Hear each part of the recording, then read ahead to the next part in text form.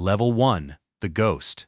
It starts with the smell of burnt rubber at 1:47 a.m. You're standing behind a chain-link fence at the edge of an industrial park in Newark, watching two Civics line up on a stretch of road that used to belong to a shipping company. The asphalt is cracked. The streetlights are dead. Someone cut them 3 days ago. You're not supposed to be here. You told your mother you were working a double at the warehouse. You told the warehouse you were sick. The lie sits in your stomach like a stone, but you don't feel it anymore. You've been telling that lie for 6 weeks. A guy in a black puffer jacket notices you. He's been noticing you for 3 nights. He walks over. He doesn't ask your name. He asks who vouched. Nobody vouched. He looks at your hands. They're clean. No grease under the fingernails. No calluses from a steering wheel. He smiles, but it's not friendly. Come back when someone's willing to lose money on you. He says, you come back anyway. The 4th night, you bring coffee. 4 large cups from a bodega on Ferry Street. You don't ask for anything. You just hand them out. A girl with a Supra takes one. She doesn't thank you. But she doesn't tell you to leave. That's your first win. You're not a racer. You're not even a driver. You're furniture. You're the kid who holds flashlights, who watches for cops, who learns the rhythm of the scene without making a sound. You earn $40 a night running bets between cars. You lose $20 when you fumble the count.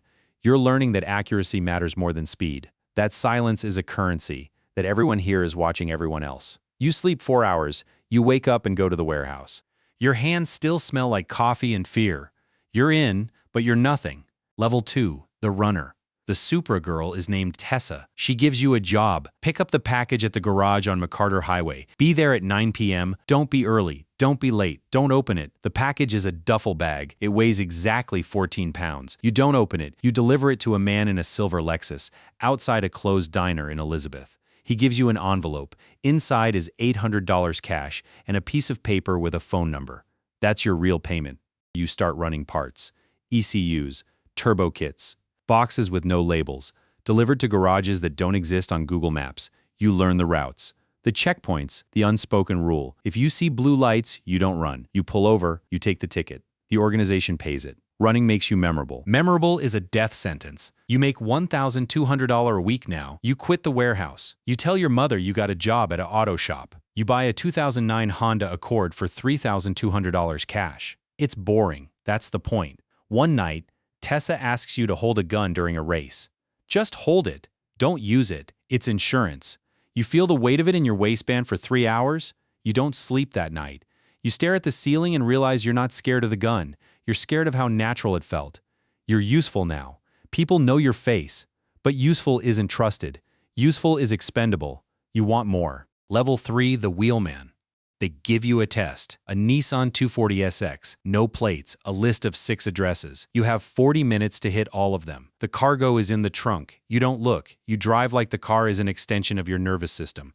You know every pothole, every red light camera, every intersection where the traffic sensors are too slow. You finish in 34 minutes.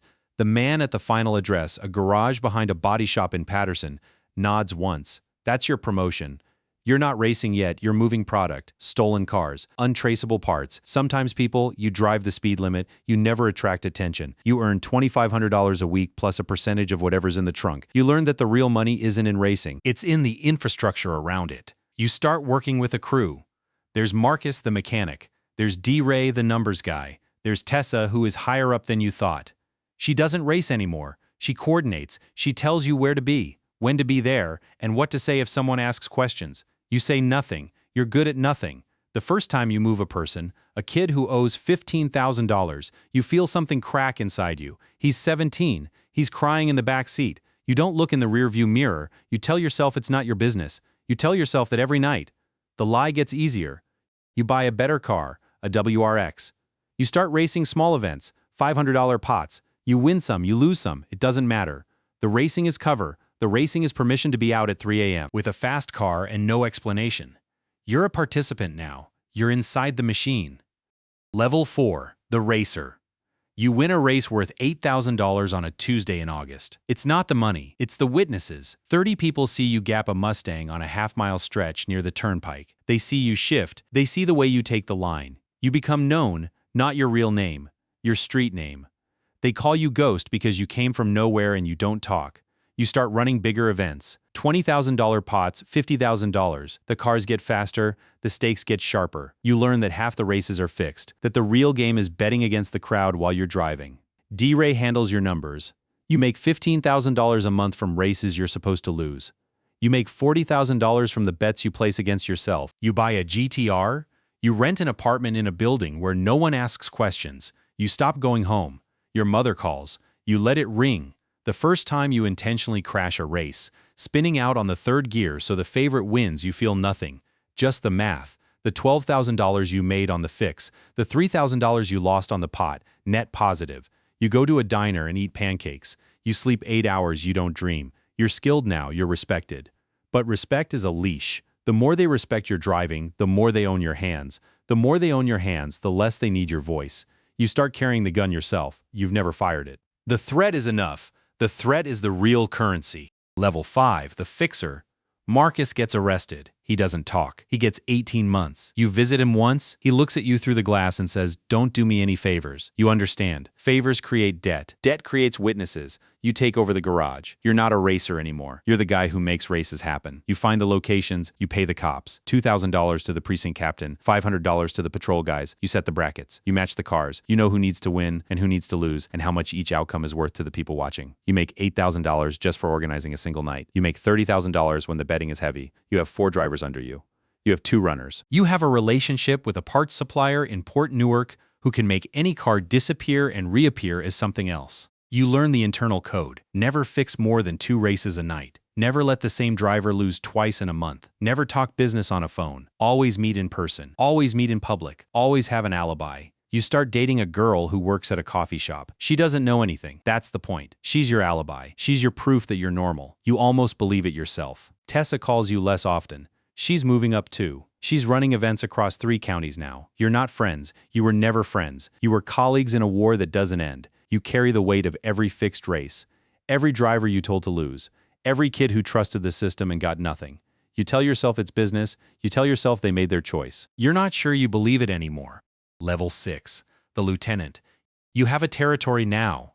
Northern Jersey. Everything north of Trenton, east of the Delaware. You answer to one man. They call him the mayor. You've met him twice. Both times in a parking garage. Both times he was in a car with tinted windows. You spoke to his driver. You never saw his face. You collect. You enforce. You have 3 crews working under you, 20 people total. You make $50,000 a month in organized events. You make another $100,000 in side deals, parts, protection, information. You know which cops are on the payroll. You know which judges have gambling debts. You know who's wearing a wire because you paid someone in the prosecutor's office to tell you. You carry a gun always. You fired it twice, both times into the air. The sound was enough. You don't want to kill anyone. Killing creates investigations. Investigations create heat. Heat is bad for business. You buy a house in a quiet suburb. You drive a Lexus to the grocery store.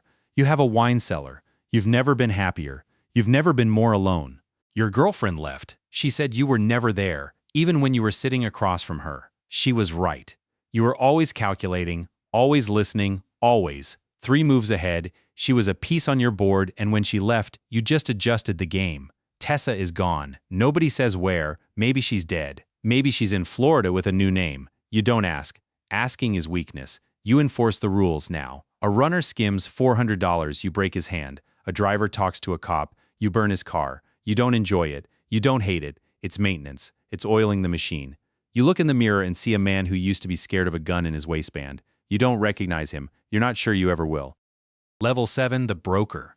You meet the mayor face to face. He's older than you expected, soft hands, a gray suit that costs more than your first car. He offers you a cigarette. You don't smoke. You take it anyway. He's expanding. Philadelphia, Baltimore. He needs someone to coordinate between territories, someone who understands the infrastructure, the money flow, the police networks, the political protection. You're not a street racer anymore. You haven't been for years. You're a broker. You connect crews with suppliers. You connect gamblers with events. You connect dirty money with clean businesses. You own a chain of laundromats. You own a towing company. You own a small piece of a casino in Atlantic City. You make $400,000 a year. You could make more, but more is dangerous. More is visible. You live in a penthouse apartment. You have a driver. You have a lawyer on retainer who cost $800 an hour. You have a doctor who asks no questions. You know the names of every major player in the Northeast. You know their weaknesses, their debts, their secrets. Information is your real currency now. Violence is crude. Violence is for the lower levels. You haven't touched a gun in 2 years. You haven't needed to.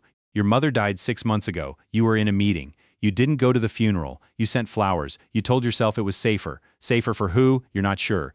You have no friends. You have partners. You have liabilities. You have assets. You sit in rooms with politicians and businessmen, and you all pretend you're legitimate. You are, technically. The money is clean. The businesses are real. The racing is just a hobby, a community event. You lie so well, you almost believe it. Level 8, the architect. You run everything now. The mayor is retired. He lives in the Dominican Republic. He sends you postcards. You burn them. You don't need the connection. You don't need anyone. You don't go to races. You don't go to garages. You operate from an office in a building downtown. Glass walls, a view of the river. You wear suits, you have meetings. You discuss quarterly projections. You are by every visible measure a successful businessman. The street racing empire spans 4 states. 200 people depend on it for income. You control the police commissioners in 3 cities. You control the judges who hear the cases. You control the politicians who write the laws. You don't control them with money. Money is obvious. You control them with what they want to hide. You're untouchable. You're isolated. You haven't driven a car fast in 5 years. You have a chauffeur. You sit in the back and watch the speed limit signs pass like memories. You sleep 3 hours a night. You take pills to wake up. You take pills to sleep. You have a psychiatrist who doesn't know what you do. You tell her you feel disconnected. She says it's stress. She's not wrong. She's just not right. You think about the kid who used to stand behind a fence in Newark, watching civics line up. You think about his hands, how clean they were, how scared he was, how alive. You own the world he wanted, and you feel nothing. Tonight, you're sitting in your office at 11 p.m. The city is quiet. Your phone buzzes. A message from a lieutenant in Trenton. New kid, clean hands, standing behind a fence, watching, asking questions.